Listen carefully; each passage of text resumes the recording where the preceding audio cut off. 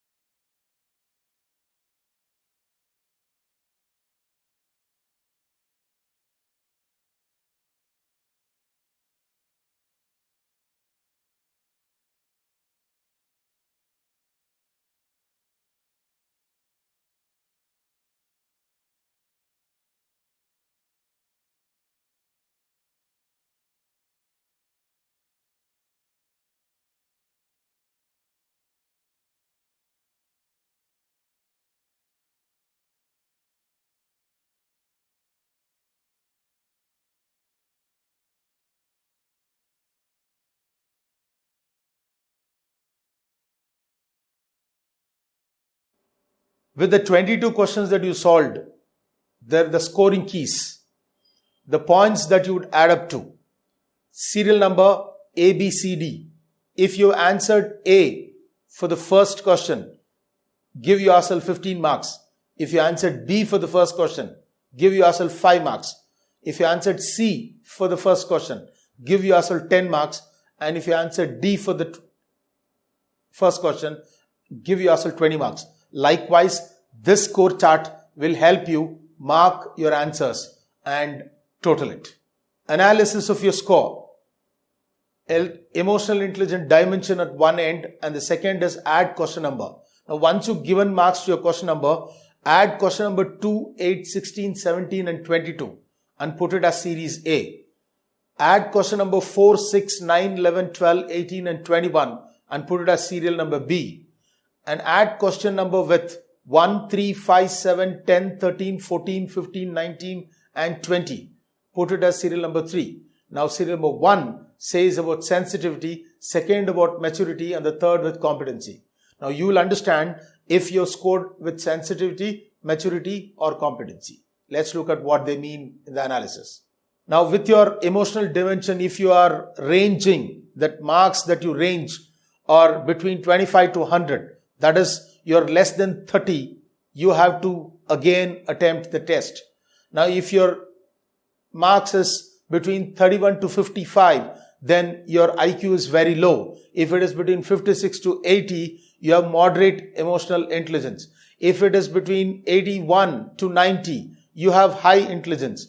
Now, 91 to 100 says you have extremely high emotional intelligence. Likewise, you can check out of whether it's on sensitivity, maturity or competencies. Competencies tells about it that if your score is between 126 to 200, you have an extremely high level emotional intelligence. The chart is very easy to understand. You'll be able to total up your EQ and look about where you say. The range of scores will help you analyze on what is sensitivity, maturity and competency level that you have with emotional intelligence. Emotional intelligence dimensions: emotional sensitivity, emotional maturity and emotional competency, which motivates an individual to recognize truthfully, interpret honestly and handle tactfully the dynamics of human behavior. Now you have to look at them. With your scores you'll be able to understand. So answer the questionnaire honestly and look out how you can do it better. What is emotional sensitivity? In a psychological sense, sensitivity means characteristics of being peculiarly sensitive and judge the threshold for various types of stimulations evoking sensations, feelings and emotions. Example, understanding thresholds of emotional arousal, empathy, moving interpersonal relationships and compatibility of... Okay, restart system. Sorry, slide 27, restart. Retake slide 27. Emotional sensitivity. In a psychological sense, sensitive means the characteristics of being peculiarly sensitive and judge the threshold for various types of stimulations, evoking sensation, feelings and emotions. Understanding thresholds of emotional arousal, empathy, improving interpersonal relationships and communicability of emotions.